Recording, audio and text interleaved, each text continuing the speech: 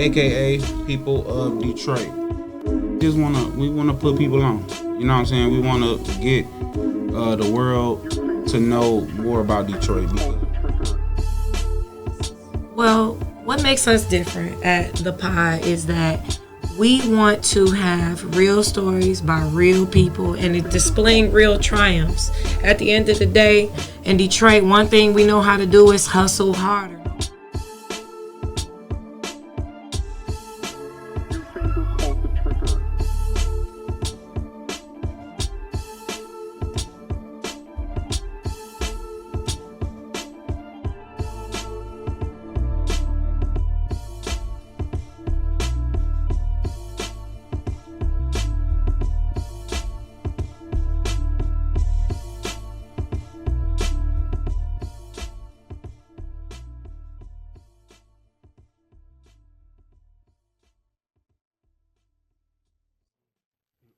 Yo, yo, yo.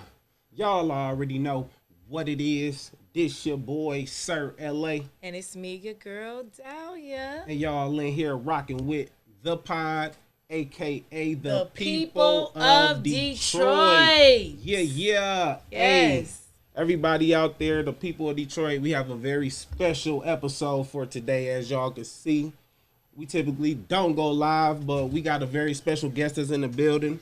And I want to give her worldwide exclusive. The proper introduction because, she's very important within the hip hop community and she's been making her rounds for damn sure. This person I'm speaking of, she is a producer. She is a mother. She is a college grad.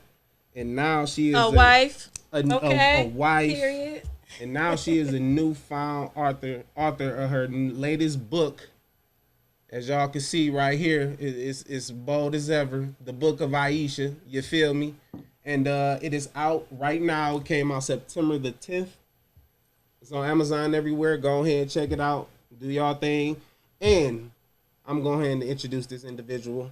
Rated M in the building. Miss Rated M wrote it. How you doing? I ain't know whether to say just Rated M, Rated M on the B, Rated M wrote it. You got like so many different variations. You feel me? You feeling real super in here, girl. Y'all can call me Rated M. So, starting the interview off, we gonna ask, what hood made you? What hood made Rated M? So I grew up on 14th Street, right near Linwood, next door to Thurkel Elementary, near the Boulevard. So my area, how would I describe it? You got Hitsville, you got Henry Ford Hospital, you got Linwood, 12th Street. Nice. I attended Northwestern High School, and that's where I first wanted to take my music craft seriously. Okay. That's when I knew I wanted to become a producer. And I had this love. I've always had a love for music because my parents, first and foremost, my mother played the guitar. So, nobody ever seen a black woman play, the guitar. That's super dope. Super dope. My mother played the guitar. My uncle played the guitar. So I grew up in a musical household. If they cooked, they played music. If they cleaned, they played music. Music has been a part of my life, since I was born, before I was born. So I totally understand that. Yeah, I can feel that because my father played several instruments, but his his baby was the guitar. And people don't understand how hard that hit when you have someone in the house that plays instruments and the type of vibe and energy that you have in a musical household. So that's super dope. I appreciate that. For sure. Because, I know you musically inclined, but the first love that you had was actually you started writing at an early age. I want to say 6. You started writing stories and poetry and... I'm a poet, and I know y'all read the poem. I couldn't wait for you to read it. I love it. It was beautiful. Because she started the book. I actually read the poem twice. Yeah, I read the poem twice. Yeah, it was beautiful. We talked about that too. So yeah, I've always been a poet, and that was my way of I'm not gonna lie, that was my way of talking to guys. I used to write poetry to them in middle school. Yeah, I used to Is do that how you pulled your husband? I don't know. That's not how I pulled my. She like, hey, nigga, get over She here. said, I got all the game. I got all the game. The thing was, I don't think my husband really found out like I really did poetry until like later in the, marriage. Later in, Okay. right. Yeah, it was like a hidden talent. I told him that. I told him that I wrote poem. He like, I ain't never seen you write a poem. What? Did you have a poet name? Or was it always rated M? I never went through. Never got I that? never had any like poetry names. Got you. Okay. I can But- tell you right now, you're always talking about making diss songs. One of these days, know, right? we're going to have to dare you to make one. Now, I also want to ask you as well. Now, is there anything that Rated M wanted to be growing up? Did you have any other like desires growing up other than like what you do today? Believe it or not, I used to want to be a singer and an actress. That's what I used to say when I Okay. was a little girl. I want to be a singer and an actress. Because my like I said, my parents used to always buy me musical stuff. They used to buy me karaoke machines, stereo. Right. So I used to always sing. And before Spotify and all of that, I used to record. I'm telling my age. I used to record songs on the radio. Like if it was my favorite song, I would record it to a cassette tape. And save it. That was before LimeWire, when we was that was before the stealing music. But I've always had a love for music, and I've always had a love for writing. Nice. You reminded me of a childhood memory. I got in trouble a lot, y'all, with the recording What, of really? the cassettes. Right. With the recording and cassettes. So I had this thing, right, where I like to record music videos onto tapes. I recorded nothing but Usher videos on top of my dad guitar lesson video. Y'all talking about in trouble. So when dubbing goes wrong. Hey, you shouldn't have been doing that It anyway. was growing up in the 90s. And that's the Making your thing. own mixtapes and I that used was to fun. be a Yeah. big music video fan. Like nowadays, you don't even know about music videos. Do anybody make like people music still videos? make them, but that ain't the It'll thing. pop up on like a reel or Yeah, it's like- you gotta be heavy in the YouTube and subscribing and suggestions, but typically it's being brought to you. You're not just turning on the TV unless because a lot of people not watching TV like that either. It's specific streaming that's true, too. networks and a lot of people not just sitting and watching MTV and BT and watching videos. Come on. Like, And that was that's another not- thing about me. I used to just sit there and watch like music videos. I could binge watch, even to this day, I could binge watch Michael Jackson videos back to back. Okay, I'll let 'em know. That's something else that, I'm a big fan of Michael Jackson. I remember the 106 in Park days. I'm quite sure yeah. y'all remember that. Nobody could forget Hell that. yeah. That was like, yeah. that was Lit a big, era. that was a big Getting era. out of school, 6 p.m. every day. 106, let's get it. Hell yeah, I remember that. Like Waiting it was on that yesterday. countdown to see if your favorite's still holding a spot or somebody you've been that underdog coming through like, yeah, all right, cool. Like that was a vibe. And then on top of it, I mean, we can't forget the AJ and Free combination. Like that was the dopest host duo to me in my generation lifetime. No, Like, I 100%. felt like 100%. that really felt like sis and bro. Even Like, though his dreads wasn't real, it was still one of the best combinations on that television. was that Steve Harvey lace front, boy. You could Listen. you thought that was it. AJ, they had AJ out there looking like Rastaman, but he was really none of that. He was foster man. It was crazy, but it was still an era. It was still fun. You know what I'm saying? But on to other things. We know that you also went to Northwestern High School and graduated from there. You graduated from Northwestern, or did you? Oh wait, okay. Do I gotta bring it back, or do I got?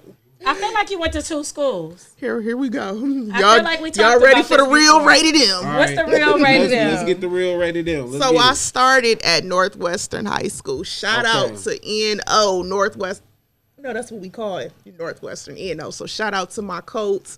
I started at Northwestern High School. However, in January of 2004, I left Northwestern. That's because I got caught in the hall sweep.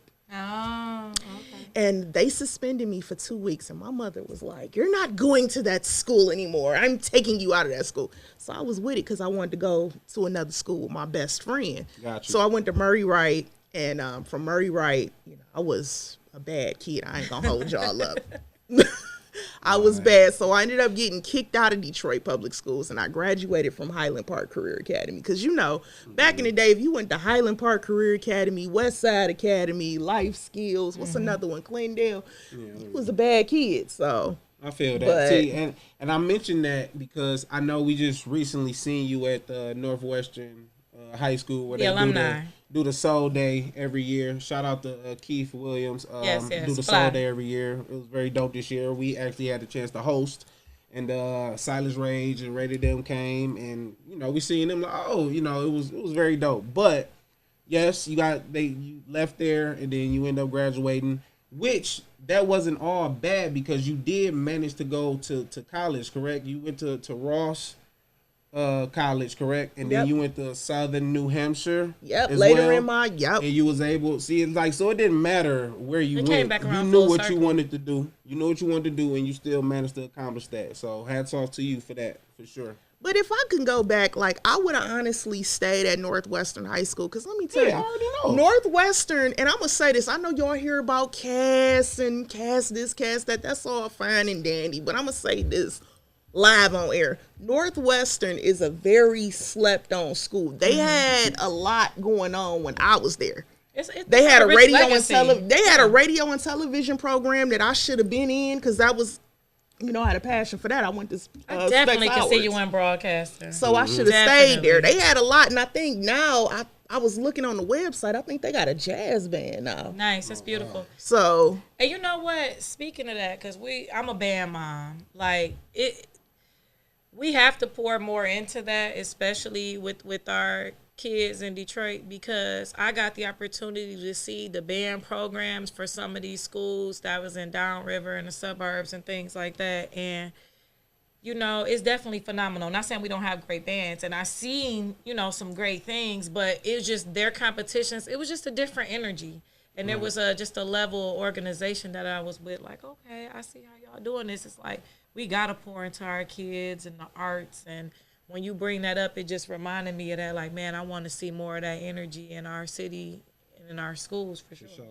For sure. And like I said, I really see that school really, like, mark my words, Northwestern is going to be up there. I can see it. The energy, and then just how everybody is. They're so proud to be alumni of the school. And when we got to be a part of the All Years Picnic, it was super, super dope. That school spirit ran real deep, and their legacy is dope. I'm going to be one of the first ones who didn't graduate from Northwestern, but they're going to put me on the alumni. You know what? I can see that. Like, what year are you? I'll make my own year up. But now, with that being said, what year exactly did you get into making beats? Like, what year was that? So it started when I was 11 years old. Now, this is crazy. Okay. It was my 11th birthday, and my daddy bought me MTV Music Generator. Now, this was a game he wanted. I ain't really want this shit, but he wanted it. So it sat unwrapped for like weeks. And then I was like, okay, well, let me see what this shit is, whatever. So I started playing with it. And I'm like, I'm actually making my own music. Oh my God. My daddy, he was looking like, hey, you kind of good at this. So from there. Sweet. That's how it be. That's how it happened too. So by the time I got to Northwestern High School, MTV Music Generator 2 had came out. Now, this is when I'm thinking I'm Dr. Dre by the end. On a PlayStation 2. I thought I was like Dr. Dre on the beats. I thought I was just that, you know, producer. And then from there, Music Generator 3. But once I got to Highland Park Career Academy, they also had a radio and television program that I was a part of. And in that class, you know, they had software we could use, and I was up in there making beats. I'm like, you know, fuck work. I'm about to make a beat. And they was like, oh, shit, you good at this. Still got an A in that class. But from there, it was getting into different software. And then 2011, late 2011, I was at a birthday party with my cousin. And this was Nikki's birthday party, and Piper Carter was there. Oh. And my cousin was like, he was like, you know, my cousin make beats. She was like, oh, you should beat battle. I'm like, I've never beat battle before, but okay. I'm like, let me see. Let me take a shot at it. So I got into the beat battling, and the first beat battle I lost because my intro was too long. I didn't really understand the concept of it. Oh, right. But I wasn't salty. I was just happy to, you know what I'm saying, be battling. It was an opportunity. It was an opportunity, and I remember Soup MC told me this. He was like, he said, your intros is too long. You just need to cut that, intro. And once I, did that, the second beat battle. Now, this was the first beat battle I won, right? And I told this, on another podcast. Right. I was getting ready to battle. And I'll never forget, a dude was like, it's a bitch in this. Oh, lit a fire. All right now. He talking about me?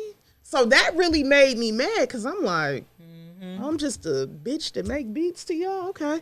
So that gave me very real. That made me so mad. So I'm like, okay, I'm gonna win this battle tonight, one way or another. And I sure enough won that battle. And then from there, I did the March Madness battle. And that was when I was pregnant with my son. Now, how I was battling pregnant with a baby boy, I don't know. But I won that battle, and I was the first female producer to win a beat battle pregnant. And then the third battle I won was in December. So all in all, I've won 3 beat battles. But nice. Congrats on those. But winning beat battles, that's not what strengthened me as a producer. It's losing. The ones I lost, like, make you want to go harder. Made me want to go harder. And, I would hear my beats, but then I would hear other producers' beats like, dang, like, I want to sound like him. Like, me and O1 had this, rivalry thing. It's all love between me and O1. Shout out O1. Shout out to him. He really, like, he was a heavy influence to, my production because he was like my biggest nemesis in the beat battle thing. And I'm like, this dude is a monster. I'm like, either I'm gonna beat him or he gonna beat me. We gonna go back and forth. But behind closed doors, it was sis, bro, and I had a lot of love for him. But he really, looking at other producers and hearing they beats, it really, motivated me in so many ways. That's dope. That's very dope. Because, everybody's story is amazing, especially once they get explaining it and then they tell you how they got to that point. It's like everybody's story is so dope. That's why we love interviewing and talking to our Detroit natives because, everybody's story is different and everybody's story can always inspire the next person all day. And Rated M, I tip my hat to you, and I want to give you something too. Oh, it's that time? It's that time. Let me go ahead. Hold on. Let me get them too. All right, you ready? These are your Detroit flowers. Thank you. Take them slow. You can take them, bask in the ambience. They never die, so you have them forever. They always gonna be yours. We hand them to you now. We showing our appreciation, and we appreciate you all day. Thank you. And now I know that us talking about you making beats. I know that 2017. Where you actually made a whole album, you and your husband, right? It was I did Purification in 2017, and which had no samples, by the way. It was all just raw beats. So if y'all want to go check that out, go check that out. Like, how was that, my friend, when y'all got together to work on that project? So before that, 2016, I had did a compilation, which is Rated M Presents Volume 1. Nice. But Purification is such a significant album because that was the first album I did strictly on machine. Nice. And that was just strictly no samples. That's like that's like, one of the only albums where it's just no samples. That's just strictly me. But it was one of my favorite, albums because that was actually the first album that I produced that was, strictly. Well, no, hold on. Let me think. Before I go to Purification, I produced for Day O'Shea. So you like, wait, I did her album first. So I did. I'm trying to think.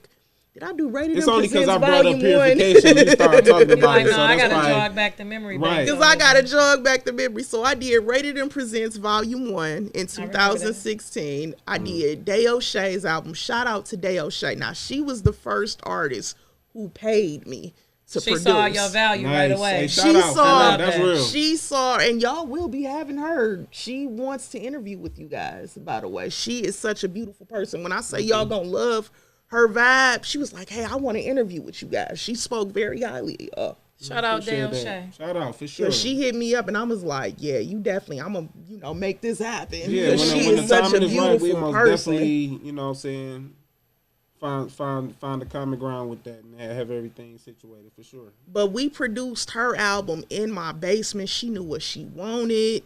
She didn't give me no hard time. And she just made me feel, my value as a producer. Because I'm like, I was like, I've never sold a beat before. I don't know what to charge you, but she... folks out there, you valuable to come with a price tag. Like, oh, well, all right, I'm going to holler at you. Then you be like, damn, like, I was just sweet as hell 2 days ago. We was listening to 12 beat. We loved them. But that's how I be, though. That's how I be. So then we go back to Purification. Now, what makes Purification such a significant album? Because it has, to me, it was God got my flow before God got my flow. I love that. And it had so many, positive messages, and it was just such a beautiful album. And it will be re-released because we remastering Purification.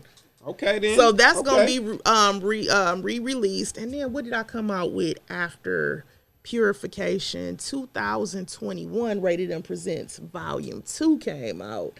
Okay. And, of course, we had Neek, Love Road, Specialist, Nova the Bully on the album. The first... And shout out Nova the Bully. He is such a... I just did a song with him called Farsighted. So nice. I'm gonna have to definitely check Fired. that out. Make sure y'all check that out by Nova the Bully. And then, the album after that, 2 years later, we had God Got My Flow, which hands down, I'm gonna say that is the most, and I'm not just saying that because it's my husband. Out of all the albums I produced, that's my most favorite album. And it's not, like I said, it's not because of him. It's the beats, it's the artists. We had JP1 on there. We got Stretch Money. We got Posehn, Specialist. If y'all don't know who we talking about, we talking about the legendary Silas Rage, a.k.a. Undertaker. Undertaker. So that is like hands down, and you had gave me a lot of love on that album too, both of you. No, 100%. And you showed us mutual love when we dropped our album. So it was always love ever since we met you at Flow Free Tuesdays and y'all came in and y'all showed us support, and we've been supporting and rock with y'all ever since. You know what I'm saying? So we appreciate that. I'm a very visual person. I'm gonna tell you what really stuck out about y'all album, where I said I had to listen. That fucking cover was fire. Hey, hubby, that cover. I'm gonna have to give him all the credit for that. Hubby was like, babe, we should do this. I'm like, all right, fuck it, let's do it. Yeah. Like it came together. That cover, crazy. I was like, hold on. I'm like, this cover too sweet for this album be garbage. That's what really made me just say, I'm about to go back and listen to this. And y'all had one of the hottest albums of that year. Thank you. Like 2023, I'm gonna just say this. We both did. 2023 has some dope music that year, and I'm talking about the Detroit underground. Yeah, it was a lot going on. It was a lot going on, and then now the album that I got is the soundtrack to the book, which is the Book of Aisha original soundtrack. Y'all see it.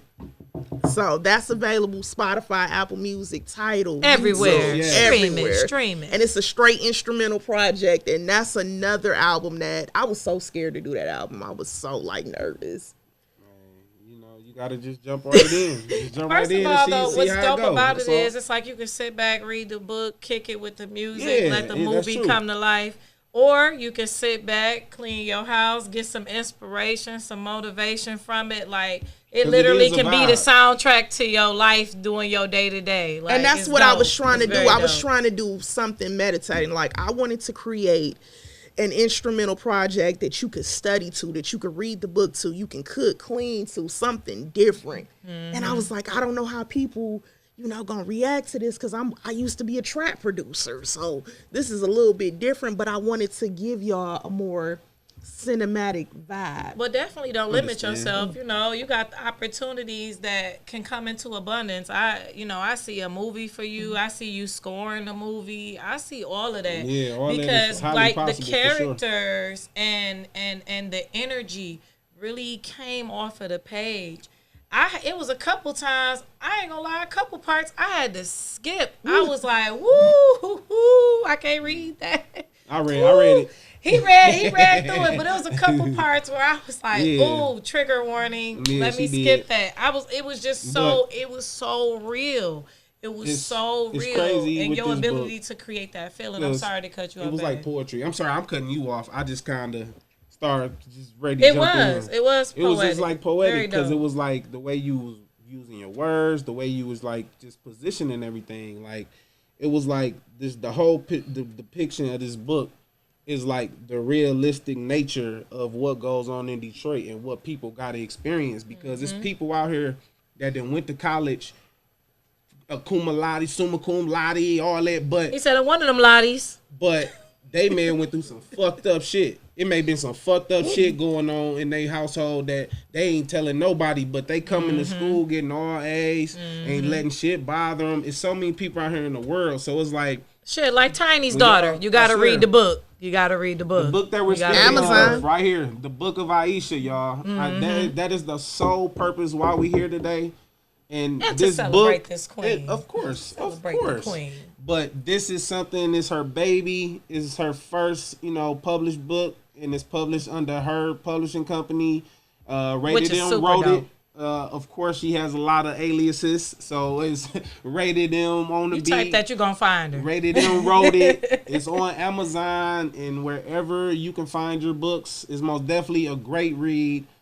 I like I say, I think me and the wifey probably got like 40, 50 pages left. I know but where we're at. We're on gotta- chapter 18. I can't wait to and finish the rest of the it's so book. crazy because I just like the way you positioned Aisha, because you didn't talk about her for a long time. You kind of was dealing with what her family and what she had to deal with, but until she got older, that's when you dealt about, okay, damn, I got this going on now. Shit, I got kids, and now she realizing like she by herself, and there's only so much she can do. She got her sister not around. I ain't trying to say too much about the book. I'm just We mentioning don't want to certain give things. we don't want to give away But too if y'all much. want to get further into the book, go ahead and make that purchase got a and go ahead question and dig for in. you. And I'm gonna give y'all a brief description. Yeah, go ahead. Go ahead. You So the book of Aisha basically is about a 15-year-old girl named Aisha Jones.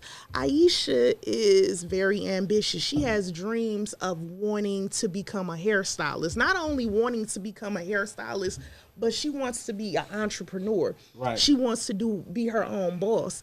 And the reason why I chose her to be a hairstylist because Detroit is the hair capital of the capital. world. All day. Period. Music capital, hair capital, car It's capital. people who think it's Atlanta, but it's because we moved to Atlanta. That's just what it is. And her mother is a hairstylist. You know, Simone is a hustler. Her mother is a hairstylist, and y'all notice Yeah. how I highlighted how her mama was doing hair in the dining room. That's how I grew up. That's what I seen growing up. Like I wasn't going to no hair shops. We was wasn't going to getting no it right salon. in- We was right in getting the it. kitchen, You dining was room, getting it living done room, in the basement. dining room, basement. Wherever. But your hair was laid out. Like, move that though. cornbread over. I got a perm to get this. Not the I cornbread. get this Why the hair out? Wait a Let me minute. get this perm together. I got a question for you. Who is the first character that you thought about in terms of developing Aisha's background? Who was the first character I thought of? Did you initially go into mom, or did you go into one of the siblings, Auntie Angie? Like, who was the first supporting character in your character development for this book?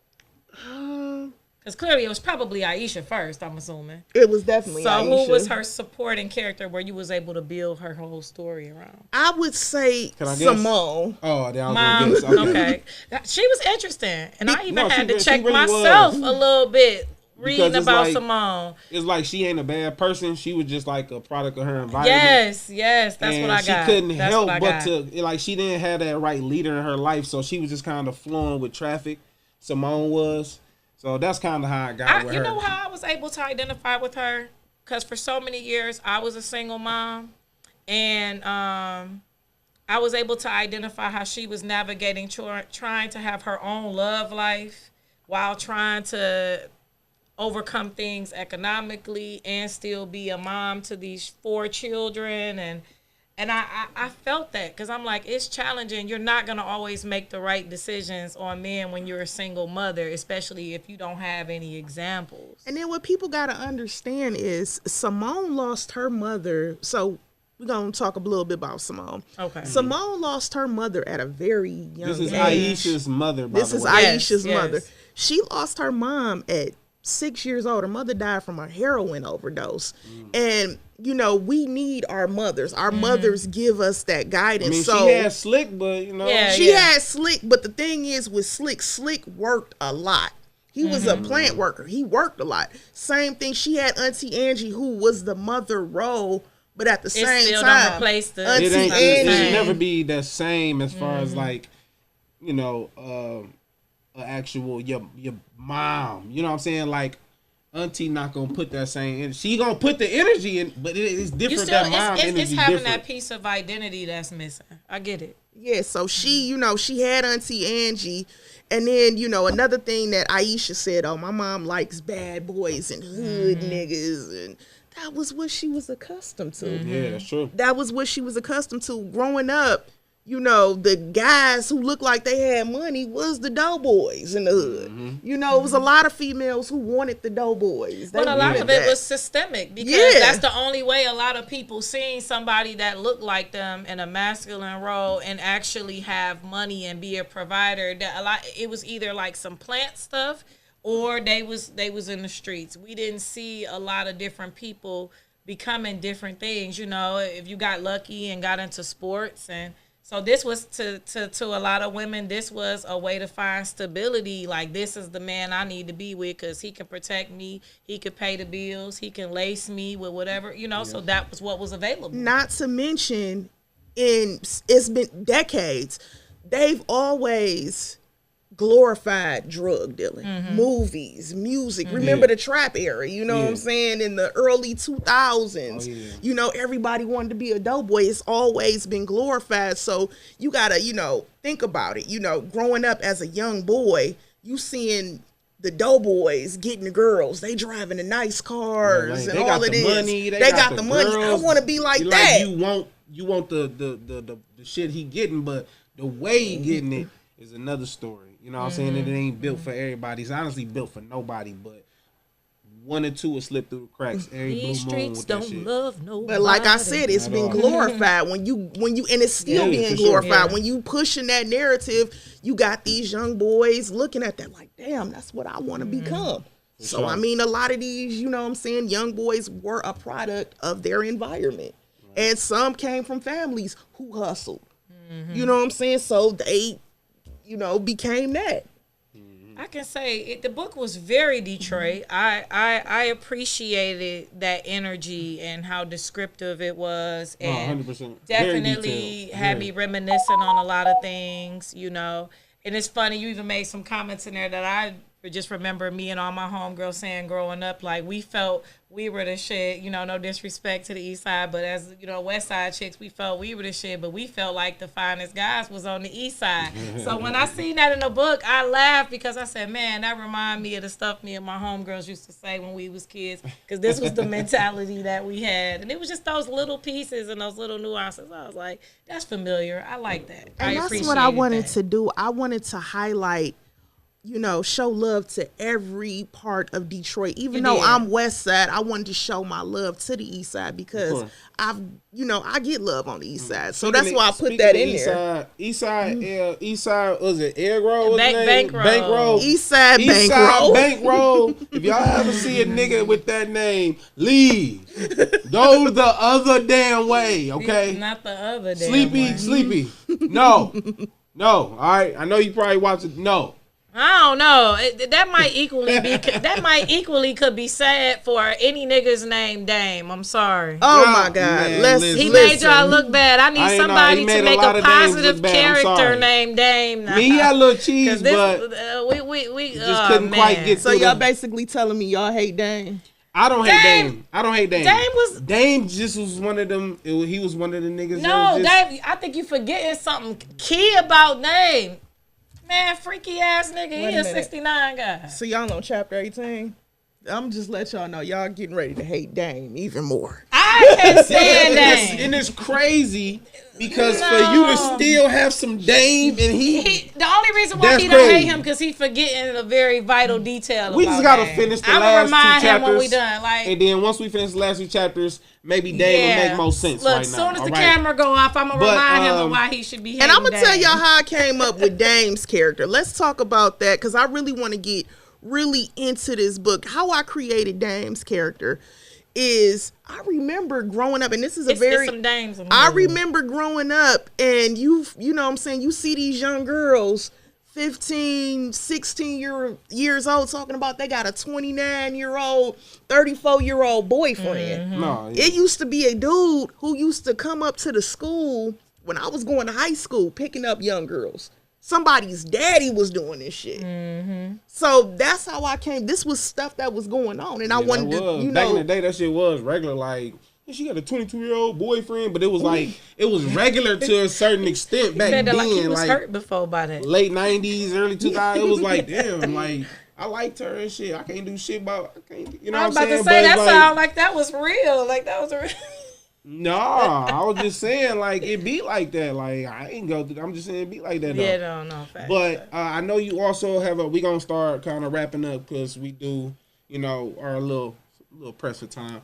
But I know this September the 28th, you do have your book signing party. Do you want to go into detail about that? Absolutely, because it's for the public. So, September 28th on 11 East Kirby Street, in Detroit, Michigan, at the International Institute, I will be having a book signing party. We're going to have food. And when I say we're going to have food, we're going to have ribs. We're going to have chicken, macaroni, and cheese. Okay. We're going to have seafood, salad, pasta salad. You ain't having finger foods. You having food. I don't eat finger food. You know, don't threaten me with a good time. We're going to have, you know, music. We're going to talk about the book. We're going to have a good time, 6 to 10 p.m. We're going to get y'all in and out because we all getting old, so we can't do that, you know, 2 a.m., 3 a.m. no more. I'm 35. Make sure y'all tap in with the pod, too, because we're going to be in the building. For sure. Also, I'm going to drop that link on where y'all can find the book also. Yes. And I'm going to tell y'all, I hope y'all enjoy every chapter. And do y'all have a favorite chapter before we go? Like, favorite character? Honestly, I forgot the title of the chapter, but what she went through after losing her virginity, I'm going to tell you why. For me, I think a lot of girls really need to pay attention to that part of the book because I don't know why it takes for us to get older to always realize that what our parents said is right. Like, it be right to the T, and you be mad that they be right. Like, it's telling our crazy. kids now, like, all right, we're trying to tell you. Like, it was so real, and it's a story that so many girls can relate to. Mm-hmm. It's really a coming of age tale, and Facts. You know, for me, that was my favorite part, only because not only what she went through was familiar, but the lesson that I felt she learned from that was what I appreciated. She didn't just go through a lot. She had to go back and realize, you know what? I'm just glad that's over. I can feel some relief. But she acknowledged how she felt and was smart moving forward. And I appreciated that. I appreciated that. My favorite character probably would be Auntie Angie because she was always just neutral, kind of always knew what to say. You feel me? Like I said, I know she lived her life. She probably did some things she wasn't supposed to do when she was young, but at this point in the book and her age and how she was living and where she was living and her influence that she had on Aisha and honestly Simone as well, I feel that impacted a lot of the book because if they didn't have that foundation there, I think things would have been a lot worse, honestly. Mm-hmm. So she definitely reminded me of my aunt a little bit. Y'all everybody should have a tough aunt. I'm always. Wait, you said, do we like Malik? What? Malik is the most one of the most talked about characters. Believe it or not. The problem, we ain't gonna give too many details. Nah, not at all. The only problem I have with Malik, I'm trying to say it without telling too much. You know what?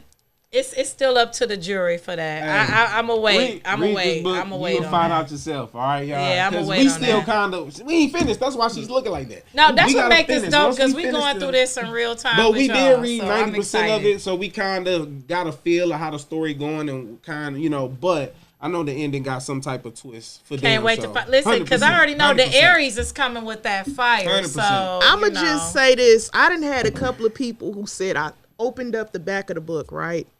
And what I read was whoop, whoop, whoop, whoop, whoop. That last chapter, I'm just gonna say trigger warning.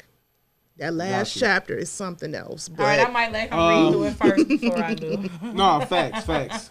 And I know we damn near about to wrap up. We did have a number at the bottom of the screen. I forgot because we were in the zone. It was organic. It was kind of organic. We was flowing through it. We would have had a few calls, took it a few calls, but we are kind of pressed for time and we are wrapping up. We do want to thank you again. Rated M wrote it, and we most definitely appreciate you coming through and sharing your book with us. And just your story in general. You know what I'm saying? This was a long time coming, so we already knew when we got in here it was gonna be all love and all fun. Absolutely. You feel me? And again, y'all check out Rated M. Go and get her book. It is on. See y'all on the 28th. Yes, September 28th. Y'all tap in with Rated M. Go on her page. come get y'all book signed. Gonna get the book signed, the whole nine. On the Read 28th. the book. Hey, y'all already know what it is, man.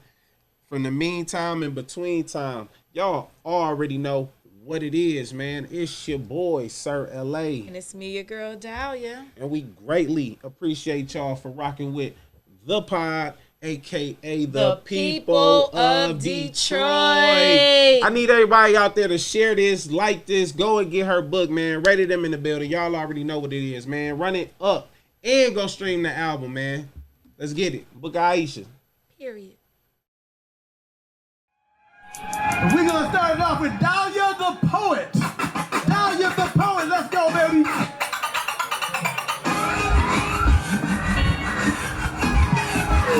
Can I hear y'all make some noise? I'm back outside. Make some noise if y'all outside.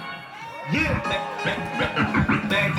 let's get it, y'all. Hip hop array hoes, I'm back outside. Not a stepper, but the shooter pulling up in the rock. Fuck with the family or the money, then you ready to die. No biggie, just running high, cause them giants don't fly. You can have your cash clean like a bottle of tie. Okay. It's a Bible of the fittest. Everybody Get your hands up. back against the wall, you better come out thumping. Show my face, these niggas bluffing, they ain't talking about nothing. That's why they run the streets, but niggas still starving to eat. Simply stated, got the juice and shit ain't never been sweet. Got tired of waiting, I'm back in the booth and bringing that heat. Got a point to prove, it's not to you, I'm talking about me. Don't rap about my pussy mama, cause I'm raising the queen. Not judging them, but I'm just saying, this is not D2P. Whatever float them other bitches, vote that shit don't move me. I ain't gotta seduce and scheme, cause I see up that green. You hear me? I'm back outside. Let's get it. Back like I never left. I'm back outside. Got your voice, everybody. Let's get it. That's my band just bossing up and I just got my lick back. I'm the topic of discussion, I just laugh and kick back. Tried to block me, couldn't watch me, yeah, that shit didn't work. I'm protected, it's a blessing, pick your face off the dirt. We ain't rivals, you just fight for your feelings is hurt. When I choose to, I fly through, I kill and I serve. Niggas close to you, don't like you, man, I think shit I curve. Closing deal after deal, and no records to steal. Now these niggas be leeching, gotta keep my eyes peeled. 80s baby, 90s raised me, that's the last of the real. Anybody with opinions, and it's fuck how you feel. All these niggas is capping, yeah, that 5950. I'ma rally the team, I'ma bring them all with me. Yeah, the tighter the circle, you know the realer the family. Am I running up too tough, I might just hold me a hand. There's a chance of the team, playing hard in Miami. Back outside, back like I never left. Go DJ, go DJ, go DJ, yeah. Go DJ, go DJ, get it, baby.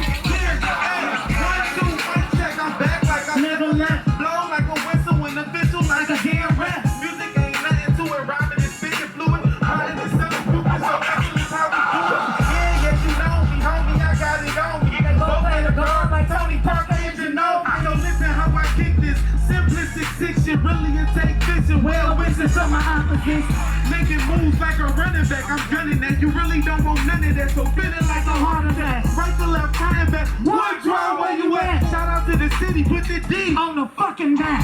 We a voice of the people of Detroit. Natural nation, what it is. Baby, we handle biz. And I'ma handle mine. And we both gon' shine. And you know I got Patron. You can talk to the wine. Yeah. Now get your hands up. Yeah. Now get your hands up. Yeah. Now get your hands up. And if you feel like it, just have with your bag like we handle this. Okay. Go DJ. Go DJ. Go. Back like I never left. Hey, y'all feeling that? Y'all feeling that? Make some noise if y'all feeling that.